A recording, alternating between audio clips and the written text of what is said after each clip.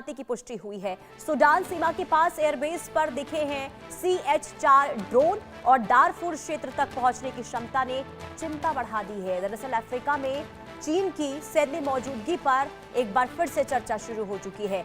Africa में चीन की बढ़ती सैन्य मौजूदगी को लेकर नई जानकारी इस वक्त और रिपोर्ट की माने तो चाड के पूर्वी हिस्से में स्थित अबेचे एयरबेस पर कम से कम चीनी CH-4 हथियारबंद ड्रोन तैनात पाए गए हैं और इसके बाद अलग अलग तरीके से ये जानकारी सामने आ रही है कि इसकी पहुंच दारफुर क्षेत्र तक मानी जाती है।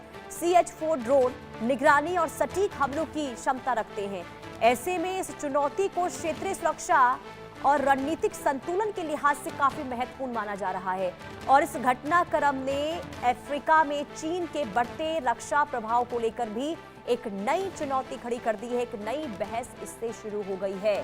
तो ड्रैगन की एक नई चाल इस वक्त अफ्रीका में देखने को मिल रही है और सीमा के पास जो ड्रोन गतिविधियां देखने को मिली है, सवाल इससे यह है कि आखिर चीन क्या तैयारी कर रहा है? क्या चीन की जो विस्तारवादी नीति है उसी को आगे लेकर बढ़ रहा है? कई ऐसे सवाल हैं। हालांकि इससे पहले भी हमने देखा है कि अफ्रीका में चीन की चालबाजी कई बार देखने को मिलती रही है और एक बार फिर से अफ्रीका में हलचल इस वक्त देखने को मिल रही है क्योंकि सूडान सीमा के पास एयरबेस पर चीनी ड्रोन की तैनाती को लेकर खबर सामने आ रही है। CH-4 ड्रोन देखे गए हैं।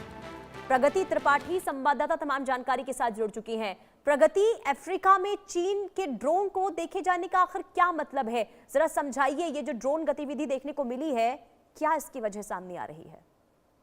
जी पुनीता, चाड के पूर्वी हिस्से में स्थित एबेचे एयरबेस पर कम से कम 4 चीनी CH-4 हथियारबंद ड्रोन देखे गए हैं। इन ड्रोनों की मौजूदगी की पुष्टि सैटेलाइट तस्वीरों और सामने आई रिपोर्टों के आधार पर की गई है। एच पे जो एबेचे एयरबेस की लोकेशन इस पूरे घटनाक्रम को बहुत ही ज्यादा सिग्निफिकेंट बना देती है क्योंकि यह एयरबेस चाड के पूर्वी हिस्से में है और सूडान की सीमा से ज्यादा दूर नहीं है। सीमा के दूसरी तरफ दारफुर का इलाका है जहां अप्रैल 2023 में सूडान सेना और रैपिड सपोर्ट फोर्स यानी RSF के बीच भीषण गृह युद्ध चल रहा था और इस युद्ध में ड्रोन का इस्तेमाल लगातार बढ़ा है और दोनों पक्षों ने निगरानी के साथ साथ हमलों के लिए अलग अलग देशों से मिले ड्रोनों का इस्तेमाल किया है। ऐसे में चाड के एयर बेस पर चीन में जो बने हुए CH-4 ड्रोन की तैनाती सिर्फ एक सामान्य सैन्य खरीद नहीं मानी जा सकती है क्योंकि इसकी वजह है CH-4 की क्षमता और एयरबेस की रणनीतिक लोकेशन। CH-4 चीन का एक मीडियम एल्टीट्यूड लॉन्ग एंड्योरेंस यानी मैल श्रेणी का अनमैन्ड कॉम्बैट एरियल व्हीकल है। आसान भाषा में अगर मैं आपको समझाऊं तो यह एक ऐसा ड्रोन है जो लंबे समय तक हवा में रहकर किसी इलाके की निगरानी कर सकता है और जरूरत पड़ने पर हथियार के जरिए जमीन पर मौजूद लक्ष्य को अपना निशाना भी बना सकता है। यानी इसका इस्तेमाल सिर्फ तस्वीरें लेने या निगरानी करने तक तो सीमित नहीं है।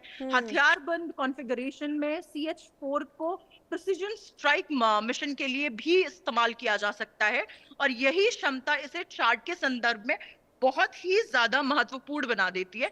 चाड की स्थिति को समझना बेहद जरूरी है क्योंकि चाड एक लैंडलॉक्ड देश है और इसके पूर्व में सूडान है। सूडान में जारी युद्ध का सबसे संवेदनशील इलाका है वो दारफुर है और यहाँ RSF का बड़ा प्रभाव है और इस संघर्ष में चाड की सीमा तक सुरक्षा और मानवीय संकट को पहुंचाया है।